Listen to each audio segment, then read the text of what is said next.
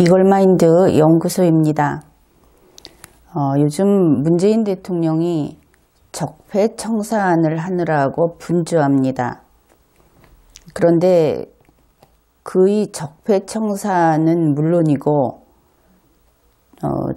주된 임무인 정책을 펼쳐나가는 데 있어서도 문재인 대통령이 직전 대통령인 박근혜 대통령의 판박이다. 박근혜 대통령을 그대로 따라하고 있다 하는 지적이 나오고 있습니다. 특히 이러한 주장을 강하게 하고 있는 곳이 노동계이지요. 이번에는 그 정책 부분이 아니라 말 그대로 적폐라고 스스로 이름 붙인 그것을 교과서 삼아서 더 발전하고 확장시킨 적폐를 생산하고 있는 문재인 대통령의 모습을 살펴보기로 하겠습니다. 한국무역협회 회장 김인호 회장이라고 하는 분이 기자간담회를 했습니다. 김인호 회장은 2015년 2월경부터 한국무역협회 회장직을 맡아서 계속해왔고 현재 임기가 4개월 정도 남아있는 상태라고 합니다. 그런데 지금 갑자기 사임을 한 것이죠. 그러면서 그 사임을 하게 된 데 대해서 2017년 10월 24일 기자간담회에서 그 사정을 밝혔던 것입니다. 그의 이야기를 먼저 소개하겠습니다.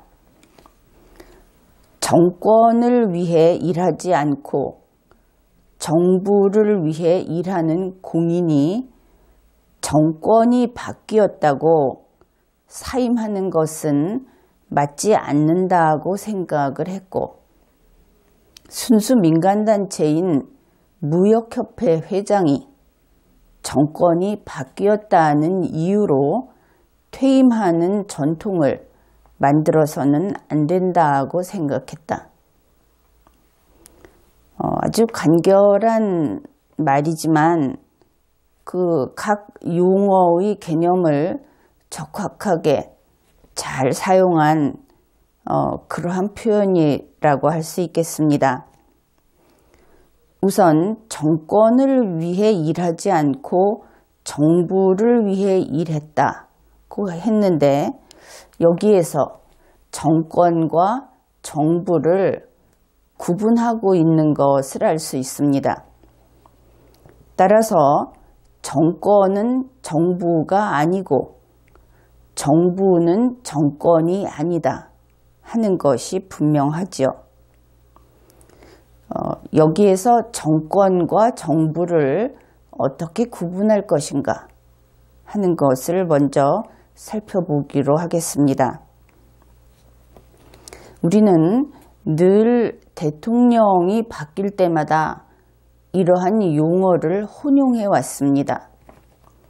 예를 들어서 이명박 대통령이 취임을 했을 때 집행정부를 이명박 정부라고 부르기도 하고 또 이명박 정권이라고 부르기도 했습니다. 박근혜 대통령이 취임을 했을 때 그 정부를 박근혜 정부라고 부르기도 하고 박근혜 정권이라고 부르기도 했습니다. 그리고 현재 문재인 대통령이 취임하고 나서 문재인 정부라고 부르기도 하고 문재인 정권이라고 부르기도 합니다. 그러면은 우선 방금 이야기한 누구 정부 혹은 누구 정권이라고 했을 때 그 정부 혹은 정권이란 바로 그 사람의 것이고 그 사람으로 인해서 그 색채가 나타나고 이렇게 된다고 생각할 수 있을 겁니다. 용어는 그렇게 그 의미를 표현하는 것이니까 말입니다. 그러면 대통령이 바뀔 때마다 대한민국의 집행정부는 대통령이 된 그 사람의 것이 되어버리는 것이겠죠. 그렇게 생각합니까? 그것은 틀린 이야기입니다. 대통령은 대통령의 의자가 있는 정부에 들어갔다가 임기가 다 되면 나오는 것입니다. 나올 때 그 의자 뒷면에 자신의 이름을 새겨놓고 나오는 것도 아닙니다. 자신의 흔적은 남기지 말고 나와야 하는 것이죠. 그렇다면 그가 대통령의 의자를 비운 후에 그 정부는 이명박 씨의 것이 아니죠. 박근혜 씨의 것도 아닙니다. 물론 문재인 씨의 것도 아닙니다. 그렇다면 그들의 이름을 붙여서 정부 이름을 새로 짓는 것은 잘못되었다는 것을 알 수 있습니다. 대한민국 헌법은 대한민국의 집행정부, 통치기관 3개 가운데 하나인 집행정부에 대통령이라는 기관과 정부라는 기관을 규정하였습니다. 그리고 대통령과 정부의 관계는 대통령이 정부의 수장이다, 즉 대표자이다, 이렇게 규정을 했습니다. 그러면 대한민국이라는 국가에는 정부가 하나밖에 없는 것입니다. 1948년 이후로 정부가 수립되고 그 이후로 지금까지 그냥 계속해서 대한민국 정부만 있는 것이지 그 정부가 이승만 정부, 박정희 정부 이런 식으로 바뀐 것이 아니다 하는 뜻입니다. 결국 그런 의미에서 문재인 대통령이 자신이 취임한 이후 계속 새 정부라고 이야기하는 것은 완전히 틀린 이야기입니다. 정부에는 새 정부가 없습니다. 국가가 있고 그 국가 안에 정부가 있고 공무원들은 그 자리에 들어가서 봉직을 하다가 나오고 그렇게 하는 것이지 그 개인과 정부는 아무 관계가 없는 것입니다. 대한민국 정부가 대한민국이 건국되고 그리고 정부기관이라고 하는 정부가 조직되고 정부가 먼저 설치되고 조직되고 그 이후로 대한민국이 멸망하는 그날까지 대한민국 정부는 한 개만 있습니다. 바로 이러한 성격을 대한민국의 모든 그때 예를 들어서 1960년의 정부, 2015년의 정부, 이것은 동일한 정부입니다. 또 대통령이 누구이든 상관이 없이 이명박 대통령이 그 수장으로 있던 정부, 그리고 박근혜 대통령이 수장으로 있던 정부, 이것은 동일한 정부입니다.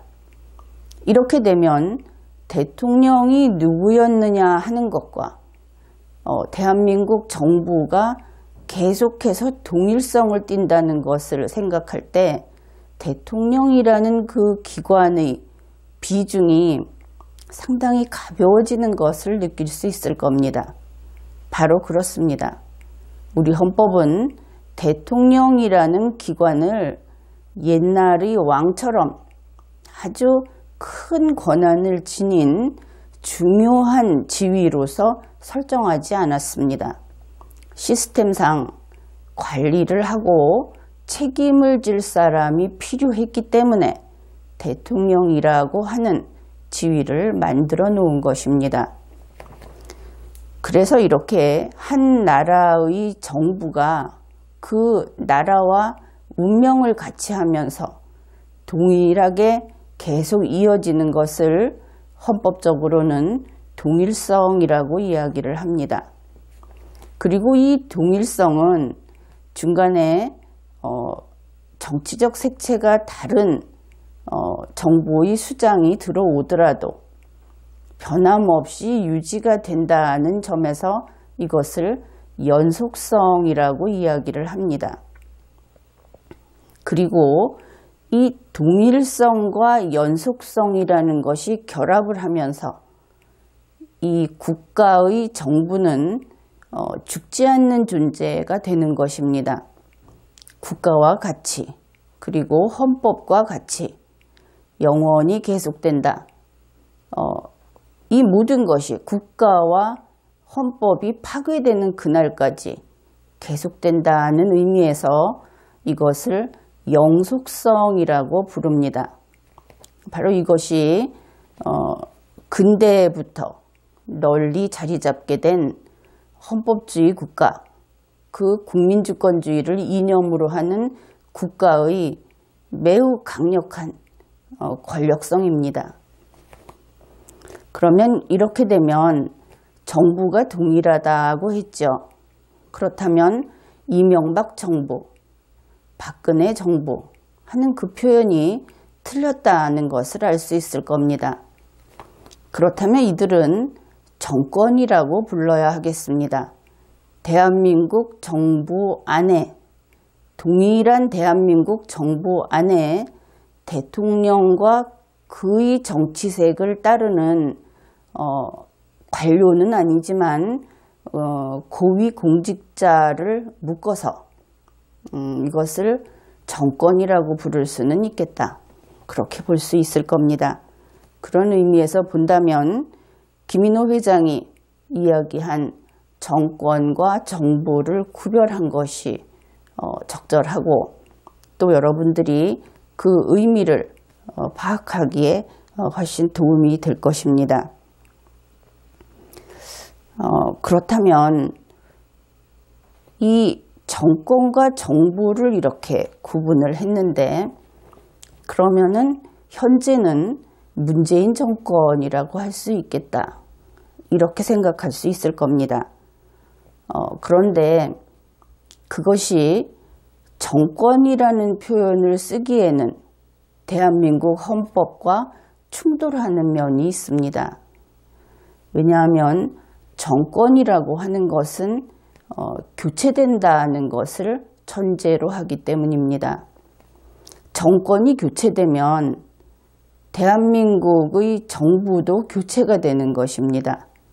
왜냐하면 지금 정권이라고 부르는 것이 실질적으로는 집행정부를 가리키기 때문입니다. 그러면 어째서 이러한 용어를 우리가 사용하게 되었는가? 그 뿌리를 찾아보면 이 정권이라는 용어는 일본에서 주로 사용하고 있습니다. 일본에서는 지금도 아베 정권, 또 자민당 정권, 이런 식의 표현을 자연스럽게 쓰고 있고, 자신들의 국가체제가 국회에서 그 다수당이 내각과 총리를 맡게 되는 그러한 시스템이기 때문에 그들에게는 선거 때마다 이 정부가 바뀌는 일이 생깁니다. 그리고 일본인들이 전통적으로 그것을 정권이라고 쓰게 된 것이죠. 그래서 그들은 자기 나라에서 정권이 교체된다, 이번에는 어느 정권이다, 이렇게 쓰다 보니까 다른 나라에 대해서도 동일한 표현을 쓰고 있습니다. 그래서 대통령이 바뀌면 자기들식으로는 총리가 바뀐 것으로 인식을 해서 그것을 정권이 바뀌었다. 그래서 트럼프 정권, 문재인 정권 이런 말을 사용하고 있습니다. 그런데 그것은 일본식이고 그 체제가 우리는 일본과 완전히 다릅니다. 그래서 일본식의 그러한 정권이라는 표현을 쓰는 것은 잘못된 것이다. 결국 우리의 경우에는 헌법상 분명하게 정부는 최초 건국된 때로부터 지금까지 하나의 정부밖에 없습니다. 그러면 대통령이 바뀔 때는 무엇이라고 하느냐? 그러면 정부의 대표가, 정부의 수장이 누구였던 시대라고 얘기할 수 있을 겁니다. 그러면은 자연스럽게 문재인 씨가 대통령인 정부 이렇게 쓸 수 있겠죠. 그런 의미에서 다시 문재인 정부라는 표현이 문재인 씨가 대통령으로 봉직하는 시기의 정부라는 표현으로 받아들인다면 제대로 그 뜻을 나타낼 수 있을 겁니다. 그러나 지금과 같은 그 개념 혼란이 있는 상태에서 선의로 해석하는 것이 과연 능사일까 하는 것은 생각해 보아야 하겠습니다. 왜냐하면 정부의 그 동일성, 연속성이라고 하는 중요한 헌법적 특성을 국민들이 모르는 채로 새로운 대통령이 취임을 하면 정부가 그의 정부로 색깔을 바꾸는 것으로 당연시 그렇게 그것을 당연히 그런 뜻으로 받아들이게 되는 오늘날 이 용어는 고치는 것이 옳은 일이 아닐까 하고 생각을 합니다. 이 정부의 동일성과 연속성을 이야기했는데 바로 그 동일성과 연속성이 죽지 않는 국가, 죽지 않는 정부 이러한 영속성으로 이끌어간다고 했습니다. 또한 동일성과 연속성이 그 정부를 지금 정부에 국한을 시킨다고 했을 때 더 강하고 그리고 더 유능한 정부로 되게 하는 것이죠. 경험과 축적된 그런 지혜로서. 그래서 이런 면에서 또다시 영속성을 뒷받침해 주게 됩니다. 이러한 그 시스템을 이해하고 우리 정부를 한번 들여다봅시다. 우리 정부는 대통령이 새로 취임하게 되면 국무총리를 비롯해서 행정각부의 장, 국무위원, 그리고 헌법상 기관은 아니지만 청와대에 있는 모든 그 좀 직급이 높은 공무원들까지 전부 다 교체해 버립니다. 물론 정부 밖에까지 그 팔을 뻗어서 인사에 관여하기도 하죠. 그러나 우선 정부 내의 일을 본다면 이런 식으로 공무원을 교체하는 것, 이것이 바로 우리 집행정부가 경쟁력이 없고 또 능력이 떨어지는 주된 원인이라고 할 수 있습니다. 왜냐하면 전문성이나 경험이 풍부한 그러한 그 실력 있는 공무원이 의사결정을 하는 지위에 있을 수 없는 그러한 관행이 반복되고 있기 때문입니다. 그래서 대통령이 새로 선출이 되면 자기 한 몸 들어가는 것이 가장 바람직합니다. 청와대에서도 그 집무실 바로 문 앞에 있는 비서 정도 자기가 더 편한 사람을 데리고 갈 수는 있겠지만 나머지는 대통령 자신의 일이 아니라 대한민국의 일이기 때문에 대한민국의 공무원이 대한민국의 일을 계속하는 것은 당연한 것입니다. 그런데 우리나라는 이렇게 인력과 노력을 낭비하고 인재를 바로바로 갈아치우는 그러한 자멸의 길로 가고 있는 것입니다. 이것은 반드시 고쳐야 할 폐습입니다. 김인호 회장이 정권이 바뀌었다는 이유로 무역협회 회장이 퇴임을 한다.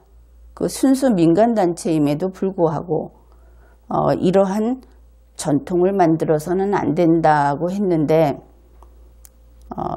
아주 당연한 이야기죠. 그리고 이러한 것은 전통이 아니고 낙하산의 악습이고 정부의 그 정권 남용의 표본입니다. 그의 말이 옳다. 여러분도 그렇게 생각을 할 겁니다. 그런데 그 김인호 회장은 이런 이야기를 했습니다. 지금까지 정부 최고 책임자가 모르게 무역협회 회장의 인사가 정해진 적은 없었다. 정부 최고 책임자란 대통령을 가리키지요. 그렇다면 지금까지 그러니까 과거부터 문재인 대통령이 취임하기 전까지로 생각해 봅시다. 지금까지 정부는 비공식적으로 이 무역협회 회장 선임, 무역협회뿐 아니라 이와 같은 민간단체 회장 선임에 관여를 했다 하는 뜻이죠. 선임입니다. 선임이란 이미 이전에 있던 그 자리에 있던 사람이 임기가 끝나고 새로운 사람으로 개임할 때 그럴 때 개입을 했다고 보면 될 것입니다. 이것은 당연히 적폐에 해당됩니다. 요즘 적폐라는 용어를 많이 쓰기에 우리도 이것을 한번 대입해 보기로 했습니다. 그러니까 이러한 식의 적폐는 음성적인 권력 남용입니다. 그렇게 이야기할 수 있겠죠. 그러면 이제는 김인호 한국무역협회 회장의 케이스를 좀 자세히 들여다보기로 하겠습니다. 그는 정부가 나의 사임을 희망하는 취지의 메시지를 보내왔기 때문에 사임을 결정했다. 이것은 사임이라고 이야기를 했지만 사임은 외부적인 영향을 전혀 받지 않고 온전히 스스로 그 자리를 물러나기로 결정하는 것을 가리킵니다. 그런데 정부가 라고 했는데 앞에서 한 이야기로 보아서 이 정부는 대통령으로 풀이하면 될 것입니다. 물론 대통령 이외의 정부라고 할 수도 있지만 그 모든 책임은 대통령에게 있으니까 상관이 없을 겁니다. 그러면 대통령이 너 나가주기를 바란다. 당신 나가주기를 바란다. 하는 메시지를 보냈다는 것이죠. 참 주제넘은 일인데 현 정부의 대통령은 문재인 씨입니다. 그러니까 결국 문재인 대통령이 비공식적으로 사임을 강압했다. 이런 뜻이 되는 것입니다. 이것은 당연히 적폐입니다. 아니 그냥 적폐라기보다 대단히 큰 적폐입니다. 임기 만료 전에 쫓아내는 것이기 때문이죠. 이렇게 임기 만료 전에 자신의 권한 밖의 일을 이런 식으로 저지르는 것을 우리는 법적으로 직권 남용이라고 하여 처벌합니다. 이것은 명백한 직권 남용입니다. 그는 현 정부가 이렇게 했다고 이야기를 하고 과거의 정부가 비공식적으로 관여하지 않은 적은 없었다고 했습니다. 그러면 현상 유지의 경우에 현재의 문재인 대통령은 무역협회 회장의 선임에 비공식적으로 관여할 것입니다. 그것이 옳지 않지만 거의 관행이 되었다고 하니까 말입니다. 그러면 비공식적으로 선임에 관여하는 부분은 또다시 적폐입니다. 바로 음성적인 직권남용인 것이죠. 그런데 아직 임기가 남아있는 사람을 쫓아내는 문재인 대통령, 그렇기 때문에 그는 어쩌면 무역협회 회장을 선임하는데 공식적으로 관여할 수도 있습니다. 만일 공식적으로 관여한다면 이것은 음성적인 것이 아니라 명백한 직권남용이 됩니다. 단지 적폐라는 말로 통칭하기에는 곤란한 일인 것입니다. 따라서 아직 임기가 남아있는 사람을 쫓아낸 것은 적폐이면서 명백한 직권남용이고, 그리고 새로운 사람을 선임하는데 비공식적으로 관여한다면 이것 또한 적폐이면서 음성적인 직권남용입니다. 만일 공식적으로 관여한다면 이때는 음성적이 아니라 명백한 직권남용이 됩니다. 바로 이것을 수학적으로 도식화를 해보면 적폐 곱하기 적폐, 적폐 제곱이라고 할 수 있죠. 이번 무역협회 회장 케이스는 문재인 대통령이 명백한 직권남용을 한 것이 됩니다. 그 행위가 음성적이었든 명백한 것이었든 겹쳐지는 것이었든 상관없이 말입니다. 직권남용은 대한민국 법체계에서 형사범죄로 규정되어 있고 문재인 대통령이 이러한 형사범죄를 저질렀다고 한다면은 이것은 법률 위반입니다.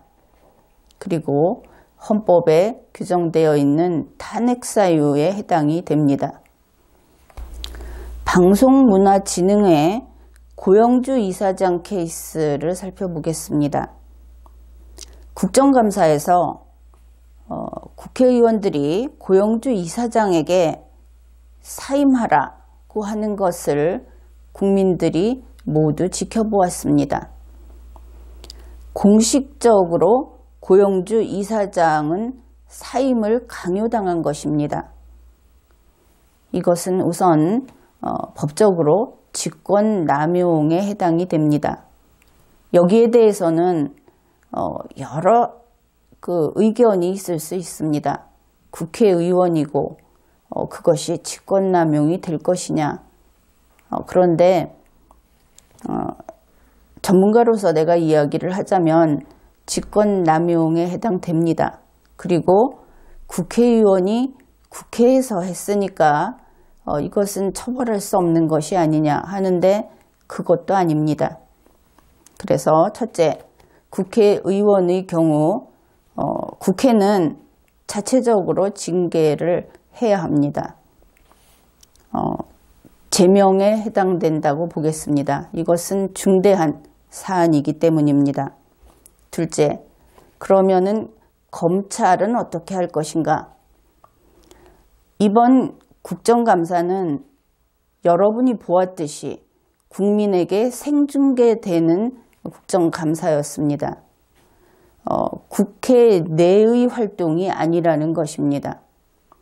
국회 내의 활동, 국회 내에서 명예를 훼손한다든지 현행법을 위반하는 범죄 행위를 해놓고 그것이 국회 내에서 했으니까 문제 삼지 말아달라고 하는 것은 국회 밖에 그 사실이 공개되지 않을 것을 전제로 합니다. 왜냐하면 국회 밖에 공개되었을 때 그들을 그런 식으로 특별 취급을 하게 되면 헌법에서 특수계급을 부정하는 모든 국민은 법 앞에 평등하다는 대원칙 규정을 부정하는 문제가 생기기 때문입니다. 그들을 그렇게 특별 취급하는 것은 헌법이 금지하고 있습니다. 따라서 국회에서 알아야 할 것은 생중계하는 국회 활동은 모두 일반 국민과 동일하게 형사처벌의 대상이 된다.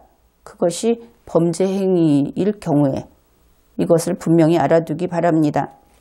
따라서 이번 국회의원들의 직권남용 행위는 수사 대상이고 형사소출을 해야 할 그러한 사안입니다. 아무런 장애 사유가 없다 하는 것을 밝혀둡니다. 또한 정부, 더불어민주당, 친여 정치권 등에서 고영주 이사장에게 사임하라고 강요했습니다. 심지어 이 언론이 요즘 이루 말할 수 없게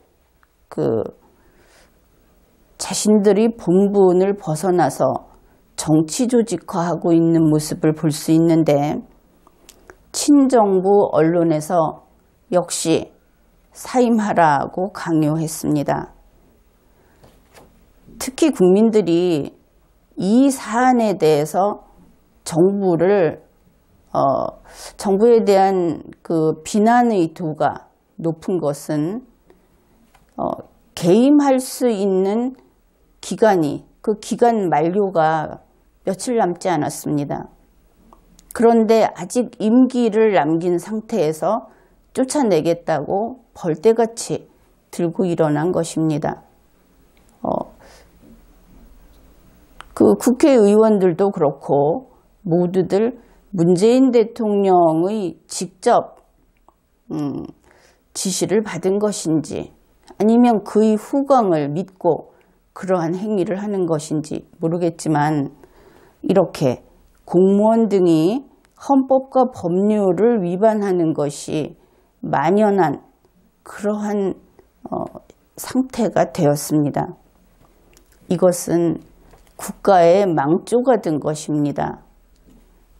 이 중요한 공무원들이 그리고 언론에서 더구나 공개적으로 이런 행위를 한다는 것은 이대로 두면 국가가 무너집니다. 국가 질서는 이런 것을 방치하면 바로 쉽게 허물어져 내리는 것입니다. 그래서 이들을 엄정 처벌하고 다시 국법 질서를 바르게 다잡아야 하는 것입니다. 이들을 비판하거나 이들이 미워서 하는 것이 아니라 우리 5천만의 국가가 살아남아서 앞으로도 영구히 이 지구상에 있는 국가로서 그리고 이 땅에 우리의 다음 세대들이 살아갈 수 있도록 하기 위해서는 이 나라를 지키는 것은 급선무입니다.